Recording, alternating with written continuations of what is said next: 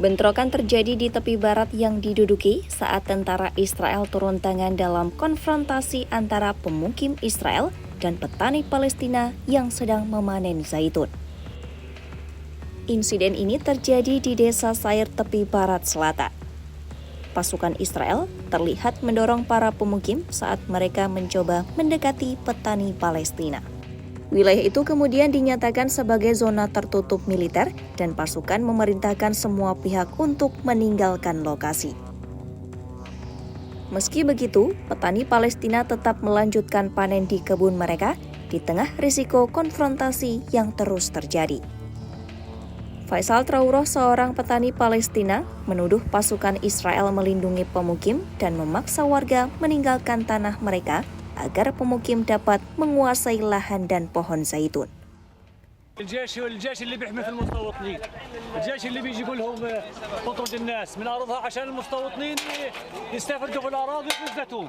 Tak hanya itu, petani lain menyebut ada serangan harian di wilayah tersebut dan para pemukim menebang pohon zaitun petani, mencuri zaitun, memukulnya, dan mematahkan pohon, dan semua terdokumentasi.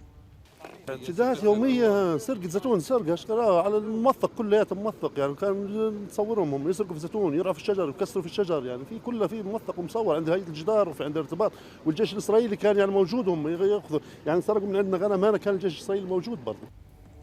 Panen zaitun adalah bagian penting dari ekonomi dan budaya Palestina, namun sering terganggu akibat konfrontasi di dekat pemukiman. Petani lain, Awad Yakub, menyebut musim panen tahun ini penuh bahaya dan ia menilai peningkatan serangan membuat panen minyak zaitun di tepi barat berlumuran darah. Bentrokan ini menunjukkan bagaimana panen zaitun yang seharusnya jadi simbol perdamaian malah menjadi potret ketegangan yang terus berulang di tepi barat. Meski di bawah tekanan dan konflik, petani Palestina tetap bertahan menjaga tradisi panen zaitun sebagai simbol keteguhan hidup di tanah mereka. Bentrokan ini terjadi di tengah isu aneksasi Barat yang memperburuk hubungan antara pemukim dan warga Palestina. Langkah aneksasi tersebut dikritik oleh sejumlah pihak internasional karena dinilai menghambat upaya perdamaian. Meski ketegangan terus berlanjut, petani Palestina tetap melanjutkan panen dengan dukungan moral dari delegasi diplomat Eropa yang berkunjung ke kota Birzeit.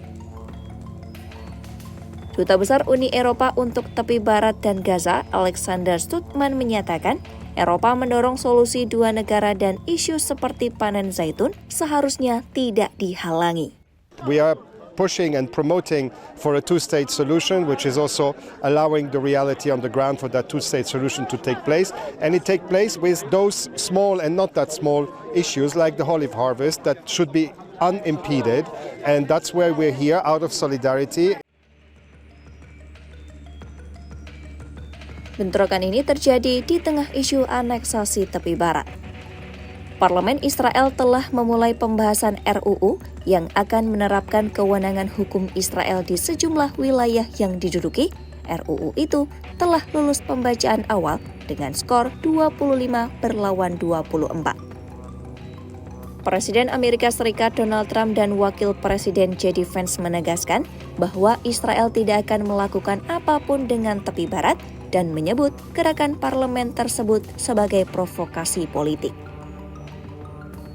Bagi petani Palestina sendiri, isu aneksasi menambah tekanan karena RUU itu dipandang sebagai langkah yang memperkokoh kontrol atas lahan dan pohon zaitun mereka, sehingga panen yang seharusnya menjadi simbol penghasilan dan identitas budaya malah berkenaan dengan realitas konfrontasi yang meningkat.